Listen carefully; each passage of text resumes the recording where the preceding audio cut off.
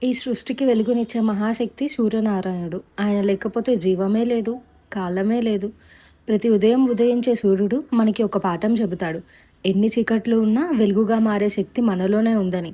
సూర్యుడు ఎవరిని భేదించడు. పేద ధనికుడు, చిన్న పెద్ద అని చూడడు. తన కాంతిని సమానంగా అందరికీ పంచుతాడు. అది మనకు చెప్పే గొప్ప బోధ. జీవితంలోనూ అలానే ఉండాలి అని. రథసప్తమి రోజు సూర్యుడు తన రథంపై ప్రయాణం మొదలుపెట్టాడని పురాణాలు చెబుతాయి. ఇది కేవలం కథ కాదు, మన జీవితంలోనూ నిలిచిపోయిన చోటు నుంచి ముందుకు సాగాలని చెప్పే సంకేతం. ఈ పవిత్ర రోజున సూర్యనారాయణను స్మరించుకుంటూ మనసులో అలసట, నెగిటివిటీ విడిచిపెట్టి ఆరోగ్యం, శాంతి, ధైర్యం అనే వెలుగులతో మన జీవితాన్ని కొత్త దిశగా నడిపిద్దాం. సూర్యుని ఆశీస్సులతో అందరి జీవితంలో వెలుగు నిండిపోవాలని కోరుకుందాం.